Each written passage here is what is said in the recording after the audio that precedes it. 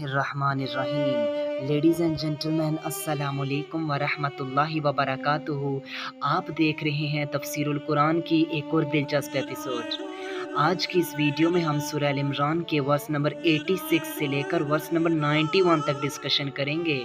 تو آئیے بنا ٹائم ویسٹ کیے اپنے آج کے اس یونیک سے ٹاپک کی جانب بڑھتے ہیں۔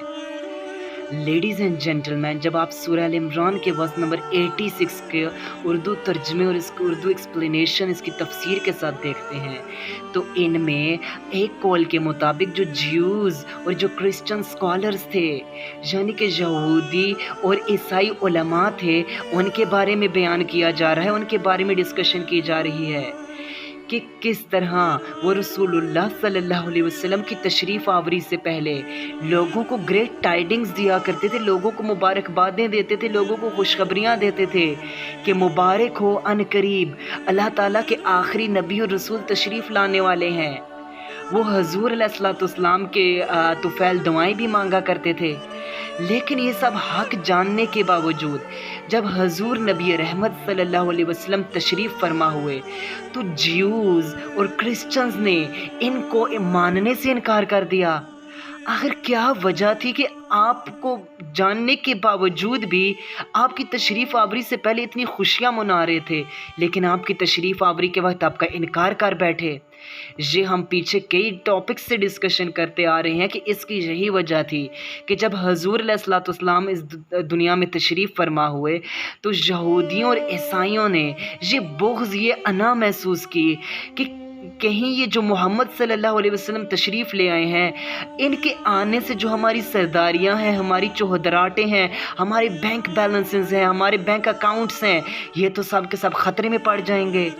ظاہر ہے جب محمد صلی اللہ علیہ وسلم اپنی نبوت کا اعلان کر دیں گے تو لوگ تو ان کی لیڈرشپ کو مانیں گے، تو ہمیں کون لیڈر مانے گا؟ ہماری تو سرداریاں خطرے میں پڑ جائیں گی۔ یہ وجہ تھی کہ انہوں نے اچانک حضور علیہ السلام کو ماننے سے انکار کر دیا، اور اس کے علاوہ یہ سوچتے تھے کہ محمد صلی اللہ علیہ وسلم، ان کا یہ کہنا تھا کہ محمد صلی اللہ علیہ وسلم اسرائیلینز تو ہے نہیں، اسرائیلینز میں سے تو ہے نہیں، بلکہ آپ تو اسماعیلینز میں سے ہیں، تو لہٰذا یہ بھی یہودیوں عیسائیوں کے ایک بغض کی وجہ بنی، جس کی وجہ سے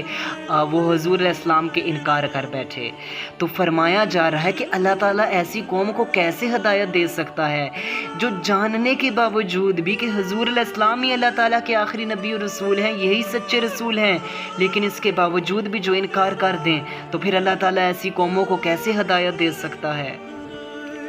اس کے بعد ladies and gentleman verse number 87 سے لے کر 89 تک ایک انصاری پرسن کے حوالے سے ڈسکشن کی جا رہی ہے کہ جو کفار کے ساتھ، ڈس بلیورز کے ساتھ جا ملے اور انہوں نے کفر اختیار کر لیا۔ اگرچہ وہ پہلے مسلم تھے لیکن اسلام لانے کے بعد انہوں نے دوبارہ کفر اختیار کیا۔ اگرچہ یہ ایک بہت بڑا جرم تھا اسلام کی روح سے، لیکن کچھ ہی ٹائم گزرا تو انہیں دل میں گلٹی فیل ہونے لگا، انہیں اپنے کیے پر ندامت محسوس ہونے لگی اور دل ہی دل میں بے چینی سی پیدا ہونے لگی۔ اب اس انصاری پرسن نے کچھ لوگوں کے ہاتھ حضور علیہ السلام کی طرف میسج ڈیلیور کیا کہ کیا میری توبہ، میری ریپینٹنس قبول ہو سکتی ہے؟ میں سچے دل سے توبہ کر کے دوبارہ اسلام قبول کر لوں۔ تو اس موقع پر ان ورسز کا نزول ہو جاتا ہے کہ جی ہاں بالکل، اگر آپ بڑے سے بڑا گناہ بھی کر بیٹھیں، اگرچہ آپ اسلام سے ہی مرتد ہو جائیں، کسی دوسرے مذہب میں چلے جائیں، لیکن آپ کے دل میں شائنس، آپ کے دل میں گلٹ، آپ کے دل میں ندامت محسوس ہو جائے، آپ سچے دل سے ریپینٹنس، توبہ کر لیں، تو اللہ تعالیٰ غفور الرحیم ہے، اللہ تعالیٰ معاف کرنے والا ہے، وہ آپ کو معاف کر دے گا۔ آپ سچے دل سے توبہ کر کے اپنی اصلاح کر لیں۔ اس کے بعد لیڈیز اینڈ جنٹلمین کچھ جیوز کے حوالے سے، یہودیوں کے حوالے سے دوبارہ سے ڈسکشن کی جا رہی ہے۔ جیسا کہ آپ جانتے ہیں کہ جو جیوز تھے یہ پروفٹ موسیز، حضرت موسیٰ علیہ السلام کے ماننے والے تھے، آپ کی امت سے تھے، اور آپ پر نازل ہوئی کتاب تورات کے بھی ماننے والے ہیں، یہ آج تورات کے لا کو ہی یہودی فالو کرتے ہیں۔ تو جب حضرت موسیٰ تشریف فرما ہوئے تو یہودی ان پر ایمان لے کر آئے۔ جب پروفٹ موسیز کا وصال ہوا تو پروفٹ موسیز کے بعد جب پروفٹ جیزس حضرت عیسیٰ علیہ السلام یہودیوں کی طرف نبی اور رسول بن کر تشریف لائے تو یہودیوں نے تو نعوذ باللہ ان کے خلاف کرٹیسزم کرنا شروع کر دی،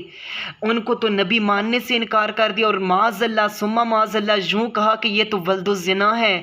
یعنی کہ حضرت مریم نے انہیں بغیر ہسبینڈ کے جنم دے دیا ہے، مریم کا تو کوئی ہسبینڈ ہی نہیں، تو انہوں نے Jesus piece be upon him کو کس طرح سے جنم دے دیا۔ تو یوں یہودیوں نے حضرت عیسیٰ کا انکار کیا، اور جو آپ پر بائبل نازل ہوئی ہے بائبل کا بھی یہودی انکار کر بیٹھے۔ اس کے بعد جب آخری نبی حضرت محمد مصطفیٰ صلی اللہ علیہ وسلم تشریف فرما ہوئے تو آپ کا بھی انہوں نے انکار کیا، اور آپ پر جو بک قرآن کریم نازل ہوئی ہے اس کا بھی یہودیوں نے انکار کر دیا۔ تو یوں یہودی سراسر کفر کر بیٹھے، سراسر انکار کر بیٹھے، حضرت عیسیٰ کا بھی انکار کیا، بائبل کا انکار کیا، حضرت محمد صلی اللہ علیہ وسلم کا انکار کیا، اور ساتھ میں قرآن کریم کا بھی انکار کیا۔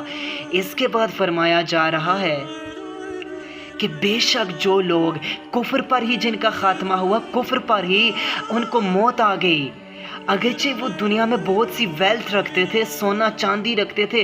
بہت بڑی اماؤنٹ آف ویلتھ رکھتے تھے، بہت بڑے ان کے بینک بیلنسز تھے، بینک اکاؤنٹس ان کے فل تھے، ان کے پاس مال و دولت کے انبار لگے ہوئے تھے، لیکن ان کا جو خاتمہ ہے وہ ایمان پر نہیں ہوا، تو پھر وہ جہنم میں ہی ان کا ٹھکانہ ہے، جہنم کی آگ سے انہیں ان کی پراپرٹیز، ان کے بینک بیلنسز بھی نہیں بچا پائیں گے۔ یہاں پر اس کیٹیگری میں وہ لوگ بھی شامل ہیں جو پوری زندگی ایمان پر گزار دیں، نیک اعمال پر گزار دیں، تقوی و پرہیزگاری پر گزار دیں، لیکن ان کا خاتمہ اچھا نہیں ہوا، خاتمہ کفر پر ہو گیا، تو وہ بھی لوگ اسی کیٹیگری میں داخل ہیں، ہمیشہ کے لیے جہنم میں رہیں گے۔ اسی لیے آج مجھے اور آپ کو جو ایمان کی نعمت ملی ہے اس پر ہمیں شکر تو ادا کرنا چاہیے۔ ہم جتنے متقی ہیں، پرہیزگار ہیں، نیک ہیں، یہ ایک طرف، لیکن ہمیں اپنے خاتمے کے لیے خوفزدہ رہنا چاہیے اور دعا کرتے رہنا چاہیے کہ اللہ تعالی ہمیں ایمان پر خاتمہ نصیب کر دے۔ اگرچہ ہماری عبادتیں، ہماری وجاہتیں سب ایک طرف، اگر ہمارا خاتمہ اچھا نہیں ہوتا، کفر پر ہوتا ہے، تو پھر انجام ہمارا برا، تو اس لیے ہمیں اپنے خاتمے سے ڈرنا چاہیے۔ اسی طرح ایک ولی تھے، وہ کہتے ہیں کہ میں حضرت سفیان ثوری رحمۃ اللہ علیہ کے پاس گیا تو دیکھا کہ وہ پوری رات روتے رہے، پوری رات وہ زاروں کے تار روتے رہے۔ میں نے ان سے پوچھا کہ اے سفیان ثوری، آپ اپنے گناہوں کی وجہ سے رو رہے ہیں؟ حضرت سفیان ثوری نے ایک تنکا اٹھایا اور کہا کہ اللہ تعالیٰ کے نزدیک تو میرے گناہوں کی جو قیمت گناہ ہے وہ تو اس تنکے کے برابر بھی ان کی کوئی حیثیت نہیں۔ اللہ تعالیٰ غفور الرحیم ہے، معاف کر سکتا ہے، لیکن مجھے اس چیز کا خوف ہے کہ کہیں میرا خاتمہ ایمان کے بغیر نہ ہو جائے، میں اس چیز سے ڈر رہا ہوں، اس لیے میں رو رہا ہوں۔ تو آج مجھے اور آپ کو بھی اپنے نیک خاتمے کے لیے دعائیں کرنی چاہیے، اس کے لیے ہمیں اللہ تعالیٰ سے گڑ گڑا کر دعا کرنی چاہیے کہ اے اللہ ہمیں خاتمہ ایمان پر نصیب فرما۔ آج کے لیے صرف اتنا ہی، وما توفیق الا باللہ۔